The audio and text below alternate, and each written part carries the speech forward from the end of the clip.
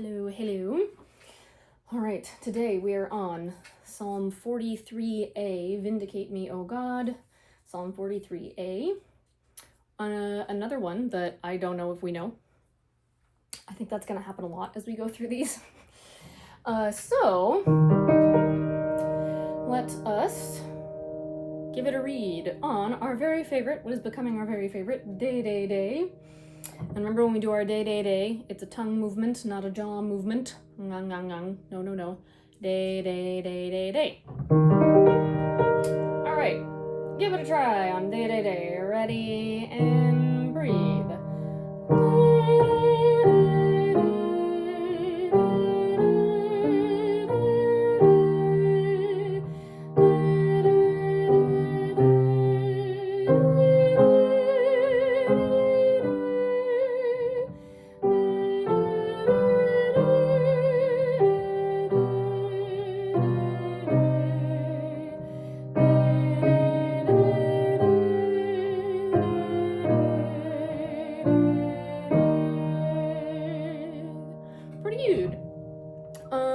As you are reading, and I know not all of us are note readers, but as we're getting used to kind of reading, looking at the dots on the page, look for the movement and for when things are staying the same. So when I'm teaching beginner musicians, I always like to kind of categorize things as simply as I possibly can. So thinking of things in two categories, right? Is it fast? Is it slow? Is it high? Is it low? Is it loud? Is it soft? All those kinds of things. In this case, when we're looking at note reading, you want to ask yourself, is it the same or different? That's the first thing you want to ask yourself. Is it the same or different as the note that came before? Take a look at that very first measure. And even if you don't know what note it is, it's fine. The piano's going to help you figure that out. Look at the first two notes and the very top note and just ask yourself, is it the same or different? It might take you a second. That's okay. It is the same. So you know you're going to stay on the same note. And the next one, is it the same or different? It's different, so we're going to change the note. And this is where we ask ourselves another question. Does it go up or down? So same or different, and then if it's different, up or down. Goes down, whoop, so we're going to go down. We're going to go down again. Then it goes up. Then it goes up again. Then it goes up again. Then it goes down. Now this is a really good tune to look at this in because there are quite a few repeating notes where notes stay the same.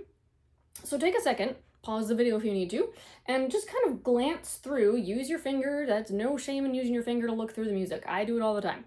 I've been doing this for 30 years, so follow along if you need to, and just look for where the notes are the same.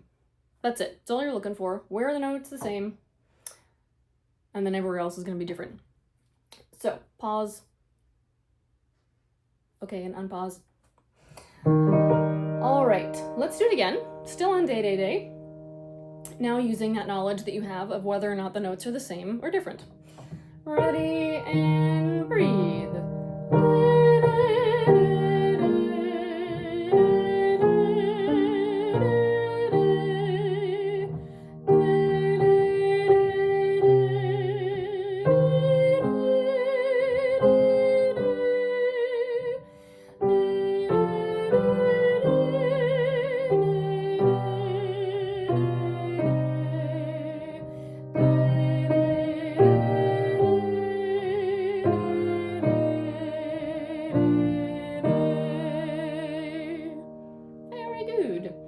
Hopefully you noticed a few of the repeating notes that time.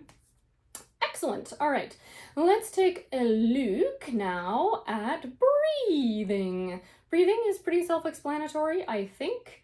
Breathing at punctuation. Yes. So breathing, vindicate me, O God, my God. Breathe. Plead for my cause against the vile. Breathe. Save me from godless, cruel men. Breathe. Save from the man of sin and guile. The end. Now, in the first line, you have a couple of options depending on the verse that we're singing. If you look, for example, in the fourth verse, in that first line, there's no opportunity for like a catch breath. So in the first verse, vindicate me, you could breathe, oh God, my God, if you needed to. In the fourth and fifth verses, those are not an option. Non posso. No can do. Because It's one word, and we really try hard, especially in classical singing, not to breathe in the middle of a word. I think we actually pretty much try hard to do that always, but particularly in classical and hymn singing is probably it's not classical, but it's sort of naturalistic, so we don't want to breathe in the middle of a word. Anyway, don't do it. Then to God's altar I will go. You don't need to go all the way through or catch a breath somewhere else. Yeah, and again, all of that just to facilitate reading of the text and making sense of words and sentences. Okie dokie. Let's give it a go, all 5 verses. Ready and breathe. Vindicate me, O God, my God. Plead for my cause against the vile. Save me from godless cruel men. Save from the man of sin and guile. You are my God and strong defense.